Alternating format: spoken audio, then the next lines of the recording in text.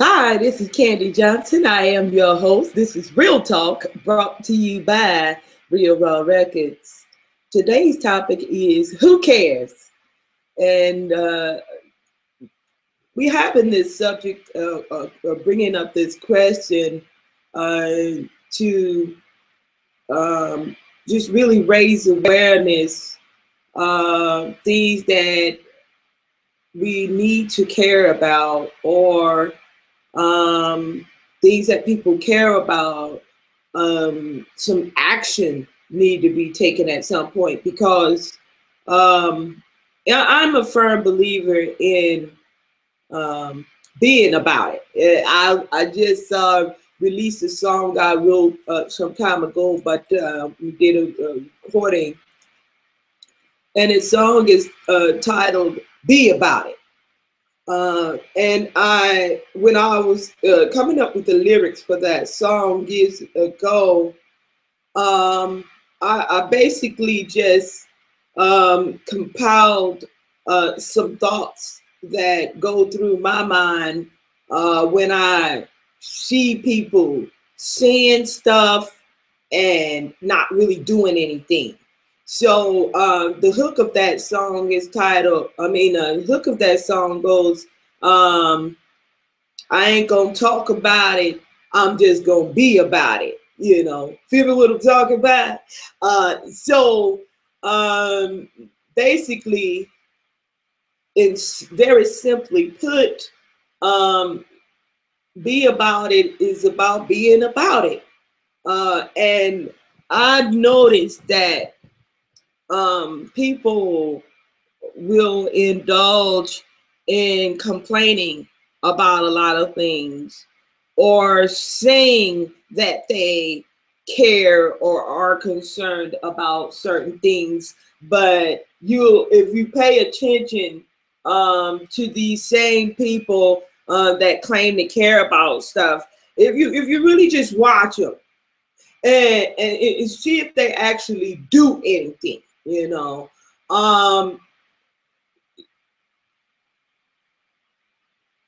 it's been a known factor in the Christian religion that people are familiar with the building fund, okay, and the churches. And for years and years and years, I have seen churches collect money for the building fund, right? And the pastor will get up and when you walk into church, something, you probably noticed something wasn't right, or you sit on a bench and it's squeaky and wobbly or whatever like that, So there was always some evidence that some work needed to be done, all right, in the building. And so for years and years and years, they would have the building fund. And, I don't know what it is about Christian followers or believers that they will just, well, I guess you'd say they just gullible in some type of manner, or either people just who were taught and raised. It's not so much the gullible, I guess they were taught and raised to just have some level of respect or reverence for God and the things of God and stuff like that, that the church and the community of the church and stuff like that, that they will just give financial, and monetary giving to the church or ministry. And if the pastors say we need work done on the building, well, they don't question that, because when they come in, they see things need to be done. If they don't see things need to be done, the pastor will make sure that he pointed out. To me, it's part of the gimmick, to leave things unrepaired and undone, so that you can visibly see that money is needed, and he can point it out and say, "See, we need to get it. We need to get painted." And some people don't never think about, well, when are we gonna ever get this paint job done, or whenever we gonna get this building built? Because we've been having a building fund for a long time, you know, and mysteriously, a lot of times, the building, for years and years and years, they never built that building, but they've been collecting building funds. And they stay in the same little old bitty church and stuff like that, you know. And or either if they do progress and get something a little bigger, there's always more. So there's always been a continual cycle of having this so-called building fund. And what they do is they prey on people caring about the welfare of the church, or the things of pertaining to God. Okay, and to say that a church building is something pertaining to God, I specifically said that in those wording because God don't need no building. Okay, let's be clear.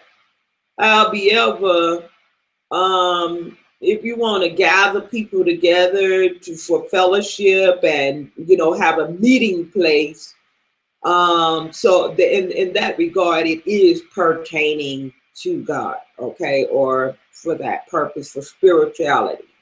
All right, so people that have a problem with churches collecting money are just being vicious idiots, okay, because schools have buildings to teach their foolishness that they make you learn in school. Any kind of sports you may indulge in, you go to a building to do that. Even for the football stadiums or football where they do the you know, play the games for the football and everything. Those places are real nice and have to be maintained, and people don't have problem with supporting that. Okay. I found out not too long ago that the NFL is actually a non-profit organization. Y'all didn't know that, eh? Lots of people making lots of money, but it's technically, according to the federal government, a non-profit entity. What you say about that? So when the atheists come up with this hogwash about the preachers getting money and being filthy rich, I wonder how many of them know that the NFL and these athletic leagues that make not only millions of dollars, but billions. You see that? Billions of dollars. I wonder, do they know that those are non-profit organizations as well? So let's keep it real. On this broadcast, we're gonna keep it real or take your ass back to fantasy land. All right. No, I think a lot of where the problem falls with a lot of people that claim to care about things, they may be seeing or looking at things from the outside, not really what's going on behind the scenes, or really be aware of the specifics. They just got topical information and they're claiming to care about a specific injustice or something going wrong or whatever. They're complaining about that, but have no clue about the inner workings of things. So that's what makes it very unreasonable when they judging the matter. They're just totally and completely unreasonable. All right. They'll have a problem with a preacher living in a big mansion, but won't have a problem with these pharmaceutical people who are giving people medicines that kill people just so they can live in their mansions. All right. Real talk. Do you really care about the benefit of people? All right. Do you really care? Okay. Because a lot of people claim to care, but their actions don't follow suit. Okay. I saw a meme the other day. Matter of fact, that was yesterday. I saw a meme that was expressing a complaint about the government and what they are doing and stuff. And I wrote on that meme and I shared with the comment that yes, this issue written in this meme it may be true, okay, and may be a valid or legitimate complaint. But one, the reason what makes the meme pointless is that the very people you complaining about or directing this towards will never see it because they're not online. They could care less what you say, and they don't know you, and you're not in their circles. Even if they are online, you're not in their circles, so they don't give a damn. Apparently, they don't give a damn what you have to say. All right, so your meme won't never get to them. If it should happen, by the way, get in their circles or get to somebody in their circles for them to actually see that meme, they not gonna give a damn, and they probably laugh at it and keep it and scroll right past it, and it's not gonna make a difference what you say or how valid your point is if all you do about it is make a meme complaining about the circumstances. It is a pointless effort to me to circulate a meme complaining about something, and whatever you can't complain about is directed to the people that's perpetrating this injustice upon some group of people. But the fact that they'll never get it is what makes it purposeless. It has no point. It makes no sense. Yes, you might, say, I don't like this, and this is wrong. And I agree with you. It's wrong. I'm not disagreeing that it's wrong. That's not what I'm saying. What I'm saying is, if you really want to do something, if you really do care about this particular issue, making a meme is not a productive action to take concerning that matter.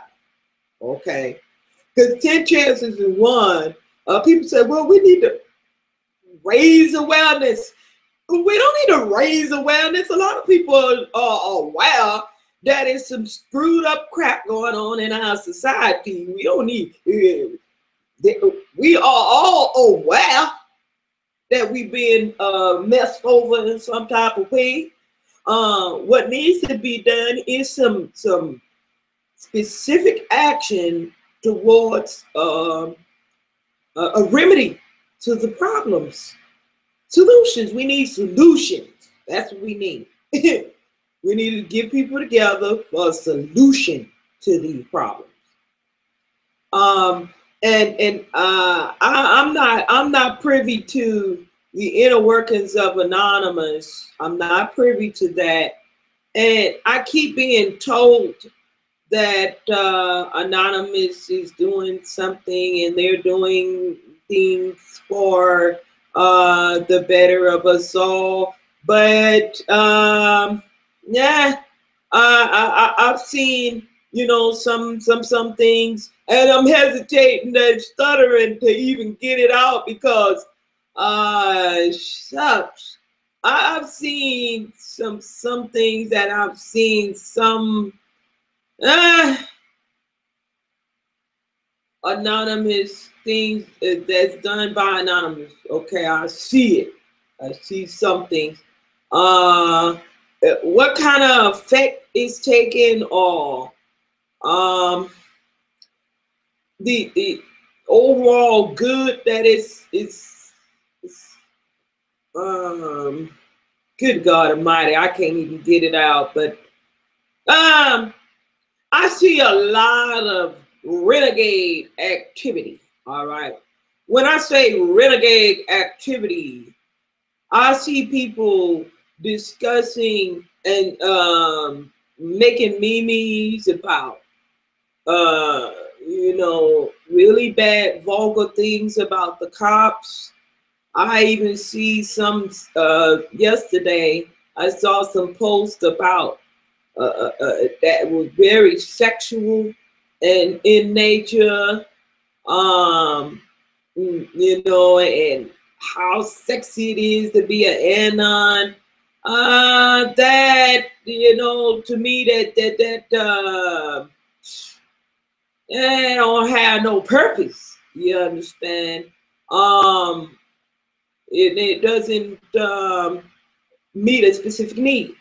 So if you really care, if you're really a part of Anonymous to make it, to affect our society in a positive way, then it's gonna definitely, most assuredly, take more than a meme of a nice looking woman to do that. Okay, and it's gonna take more than people trying to exact their personal preferences to amass to get something meaningful. All right, some meaningful things done. With our record label, we have a movement called Legendary Movement because we really care about our society and we want to affect our environment in such a way that will infiltrate the industries and make a difference that's lasting throughout history. Okay. And so that's the reason that we call it a legendary movement. And we call it a movement because we actually doing things, okay, that we know for certain will affect change. All right. And we're very proud of those things. So there's no need for us to hide behind any mask to do what we're doing. Okay. For the purpose of Anonymous, they use these masks. Okay, but you know, they had their own reasons for using these masks or whatever. But